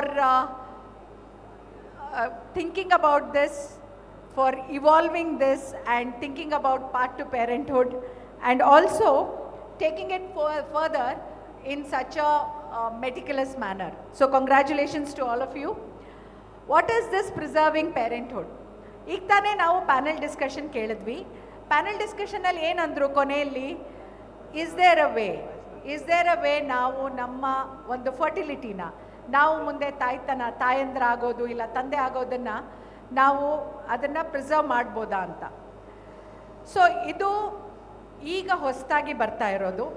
ನೀವು ನ್ಯೂಸಲ್ಲಿ ನೋಡಿರ್ತೀರಾ, freeze your eggs ಅಂತ ನೋಡಿರ್ತೀರಾ, freeze your age ಅಂತ ನೋಡಿರ್ತೀರಾ. So ಇದೆಲ್ಲ ಈಗ ಹೊಸದಾಗಿ ಏನಕ್ಕೆ ಬರ್ತಾ ಇದೆ ಅಂದರೆ, ನೀವು ಈ ಆ್ಯಡಲ್ಲಿ ನೋಡಿದ್ರೆ ಈಗ ತಾನೇ biological clock. What is this biological clock? Especially ಒಂದು ಹೆಣ್ಣಲ್ಲಿ biological clock starts from the age of 22 years, 32 years, 10 years prime biological clock. ಅಂದರೆ ಆ ಟೈಮಲ್ಲಿ ಅವರಿಗೆ ಮೊಟ್ಟೆ ಎಗ್ ಕ್ವಾಲಿಟಿ ತುಂಬ ಚೆನ್ನಾಗಿರುತ್ತೆ. ಬಟ್ ಏನಾಗುತ್ತೆ, ನೀವು ನೋಡಿದ್ದಂಗೆ ಒಂದು ಹುಡುಗ ಒಂದು ಹುಡುಗಿನ ಅಕಾಡೆಮಿಕ್ ಕೆರಿಯರಲ್ಲಿ ನೋಡಿದ್ರೆ, ಹುಡುಗ ಏನು ಮಾಡ್ತಾನೆ, he will not be very good, sorry, but the girl does very well in her academics. 12th graduation ಆದಮೇಲೆ ಮದುವೆ ಮಾಡಿಬಿಡ್ತಾರೆ. ಅದೇ ಹುಡುಗಂಗೆ ಆ ಪ್ರಾಬ್ಲಮ್ ಇಲ್ಲ. You have to be more responsible, you have to be more career oriented ಅಂತ he goes up in the career, and the girl has a setback there. But now people want to also pursue their career. Now to go with this career clock, andre biological clock and the career clock go parallel in a woman. So in such cases, how do we accept this challenge, or how do we take care of this challenge? This can be done by preserving fertility. Change ಆಗ್ತಾ ಇಲ್ಲ? This is my, yes. Preserving fertility and, no, it's not working. The first one, okay, it's taking some time. Next. Sorry.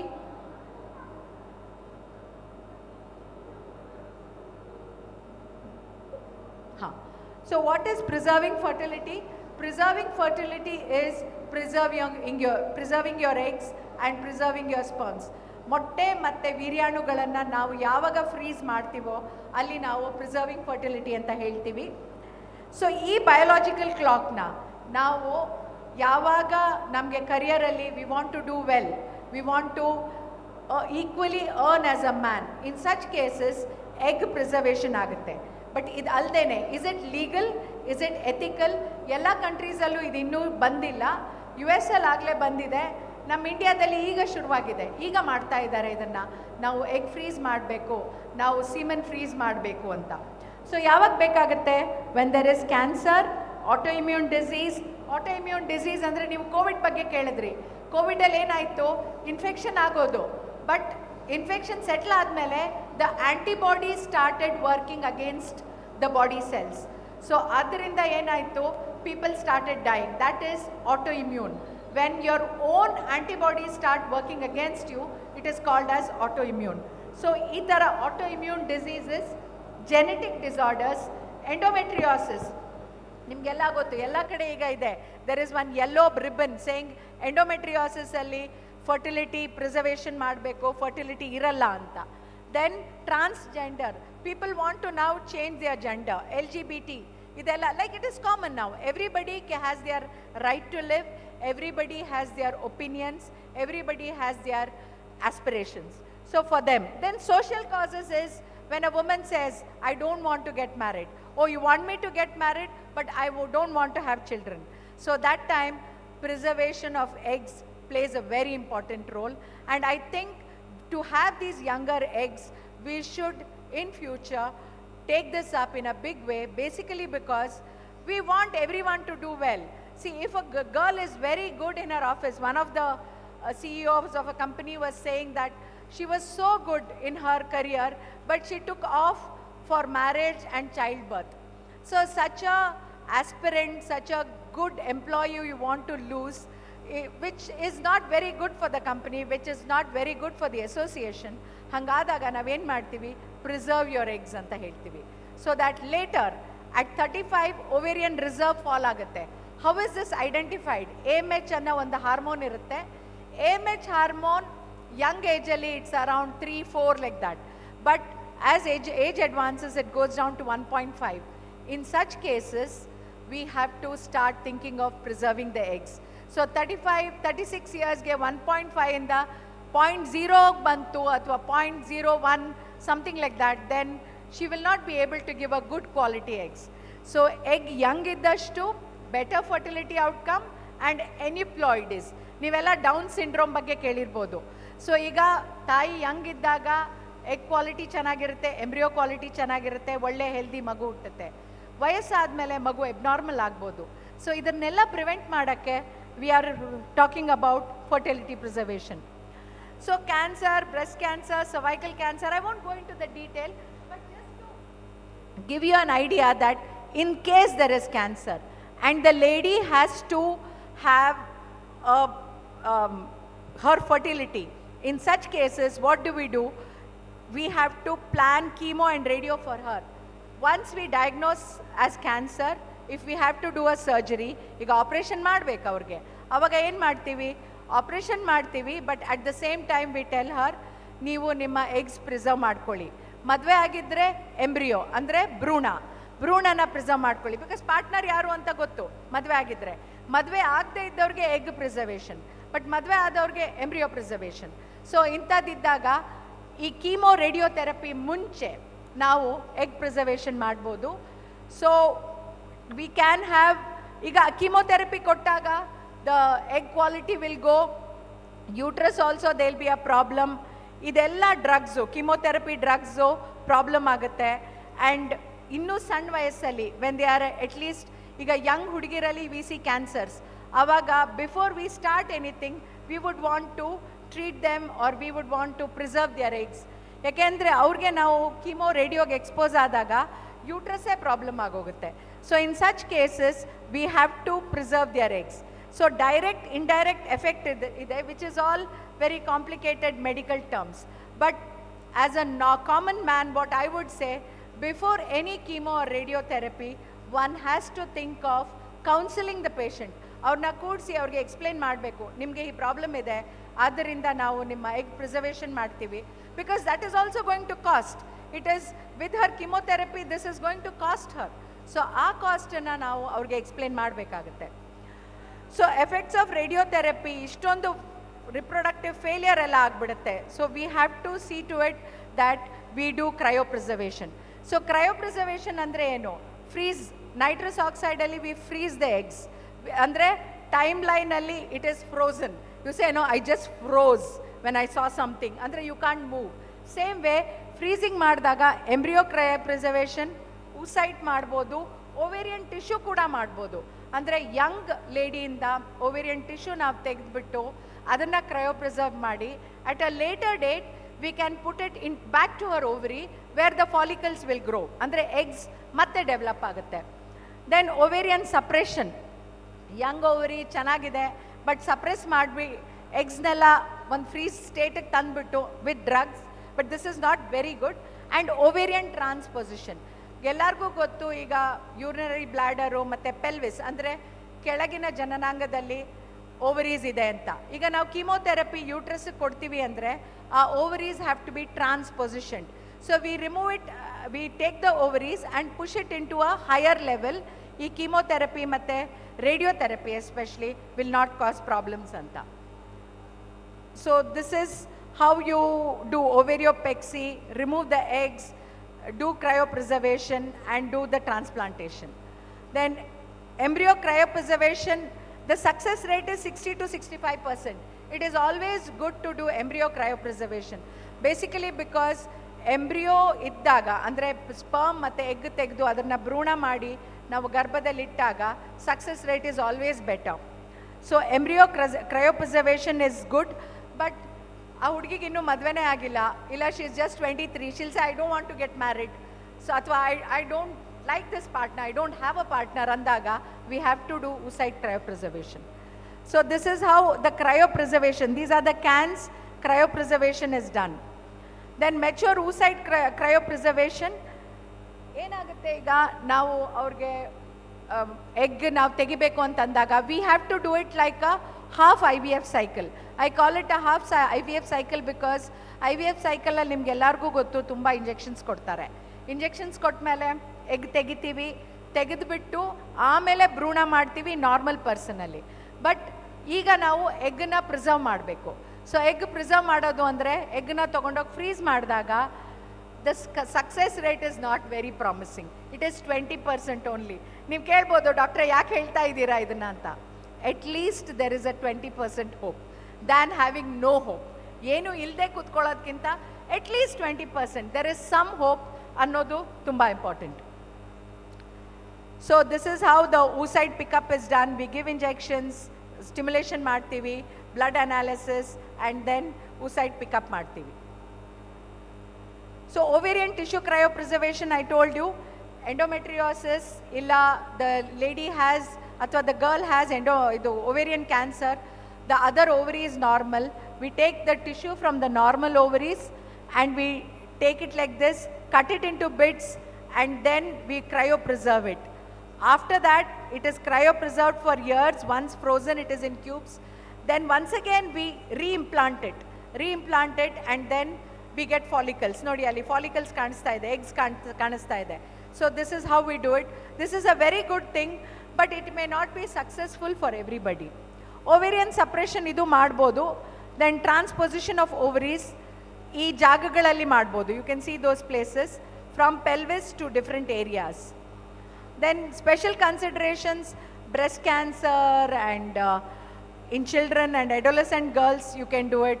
Autoimmune diseases, as I told you, autoimmune disease iddaga, most of the time gotagala, and it is not diagnosed also. But I have seen, poor thing, many people who have come with post autoimmune steroid therapy, eggsay iralla, they have gone in for womb donation. Whenever there is a thing like this, autoimmune disease, SLE anta heltivi, inthavralli it is ideal to do oocyte cryopreservation in autoimmune disease.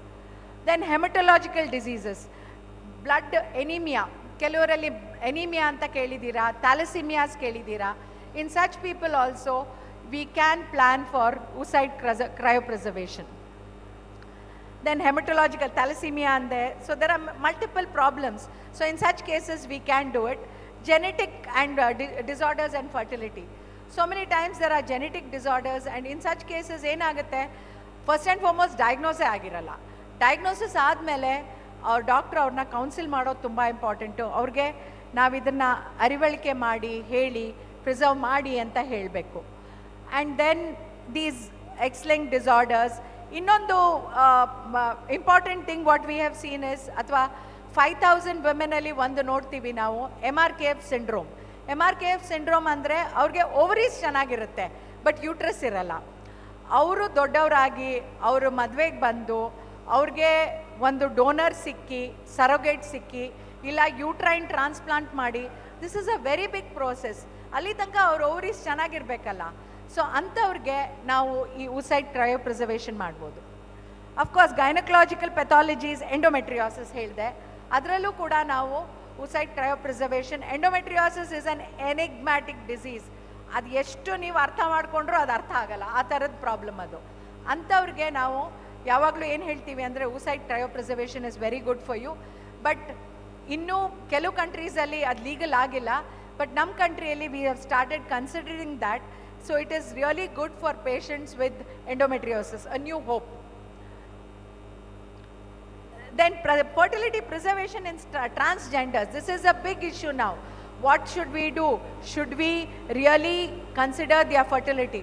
Of course, avrgu right ide. They may be transgender, whatever, but they have their right. They have to be given their importance. They have to be properly emotionally counseled. And avru kuda ನಾವು fertility preservation, we should counsel them. Avrgu ಗೊತ್ತಿರದೆ ಇರಬಹುದು, but when we are doing all this gender transplant, we have to counsel them, because even they have to live, they have to be taken care, and they also have to be considered. Then fertility preservation in males, bari women allalla, after 50 to 60 years in men also we see chimerism. Bari ಹೆಣ್ಮಕ್ಕಳಿಗಲ್ಲ, ಇದು ಗಂಡಸರು ಕೂಡ. There is a problem with their DNA fragmentation. So if they are planning, if they want to later, at a later date, you want, or you say, okay, I'm not married, but I want to preserve my sperms, I'm a genius. So in such people also, I think it has to be considered. Ejaculated sperm cryopreservation can be done through masturbation, or a TISA can be done. From testis, it can be aspirated and cryopreservation ಮಾಡ್ಬೋದು. So even pubertal boys, there is a cancer, testicular cancer, our sperms ಕೂಡ ನಾವು cryopreserve ಮಾಡಿ ಇಟ್ಟಿರ್ಬೋದು. So special clinical considerations ಇದು. Then legal aspects, now the problem. ಈ ಮಾಡ್ಬೋದಾ?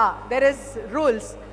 So far government stipulated rules ಯಾವುದೂ ಇಲ್ಲ, but ಏನು ಹೇಳುತ್ತೆ law ಅಂತಂದರೆ, that below 18 years, between 12 to 17 years, they have considered as minor.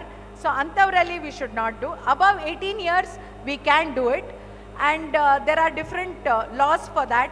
So we have to counsel them and then store their tissue and think about cryopreservation, but an informed consent.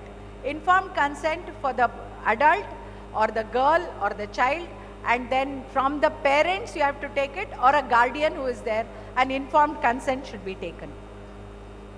So telling you all this, the different aspects of cryopreservation, basically because we have to start thinking about this. I was in a conference in US, and the most important thing what they said was, in future we are going to have more of grey divorce, divorce above the age of 50 years. People are going to start looking better, they want to look younger, they want to be single because they want to enjoy life. So that is also the future. More and more of women want to cryopreserve their eggs. That is basically because we don't want to get married. Why should we get into something else when we are doing so well in our career? So many people come to me, endometriosis, I tell them, why don't you cryopreserve why don't you get married and have a child? They say, doctor, I have come to you for treatment of endometriosis, not to listen to this nonsense of marriage. So that is what many patients have told me. So it is the future. Eggs preservation we have to tell. Maybe they may not accept initially, but I think the offices, companies should give the benefit to the woman, saying that you can cryopreserve your eggs. In US, they have already started doing. We should have insurance companies, we should have third-party cryopreserving areas, which will give a woman a better hope, both man and woman, better hope and better future for everybody. Thank you very much for your kind attention.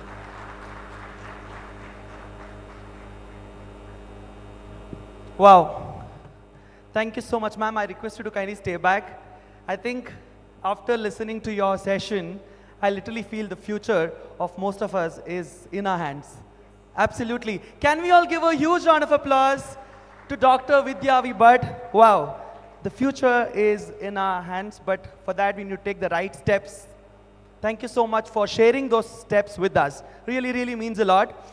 I request once again Ravi sir to kindly come forward to give away a memento to Vidya ma'am. Wow. Guys, keep your applause on and on and on. Thank you so much.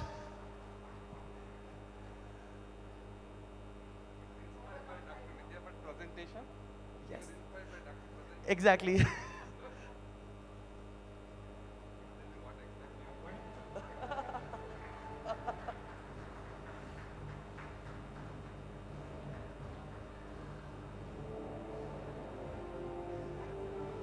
Thank you so much, ma'am. I really want to, Ravi sir, I really want to give a shout out to NewsFirst for coming up with such an amazing initiative where we are actually talking topics which not everybody talks quite openly. So, Path to Parenthood 2024, an initiative by NewsFirst and supported by Ministry of Health and Family Affairs, Government of Karnataka. Our co-sponsors, Garbhagudi IVF Center, and organized by Brand First. I think you should all give a huge round of applause for our organizers for collaborating with us, for making this event a memorable one. And not to forget our knowledge partners, Wiley Health. Well, having said this, I would also want to welcome representative who's none other than the COO of Wiley Health, Mr. Ashutosh, onto the stage, please. Can we all give a huge round of applause and welcome Mr. Ashutosh onto the stage for a quick presentation about Wiley Health. Sir, over to you.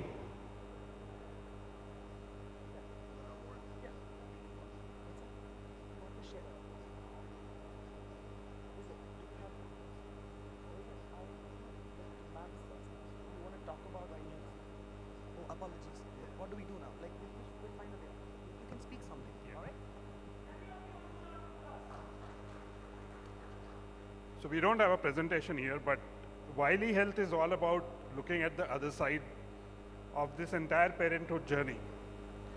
So far we've heard about preservation, we've heard about natural pregnancy, we've heard about assisted natural pregnancy, we've heard about surrogacy, But what about the mental health of such people and such couples? That is what we do at Wiley Health. We look at the stress of these couples. We try to address those issues. Wiley Health is all about covering psychological aspects, nutritional aspects, physiological aspects. We look at mind-body intervention, we look at yoga, and that's what we do. So anything other than the medical side of things is what we do at Wiley. And it's a great opportunity to tie up with NewsFirst, Brand First, and come up with such an event which is very, very important in today's time when stress levels, fertility issues are going up day by day. Thank you very much.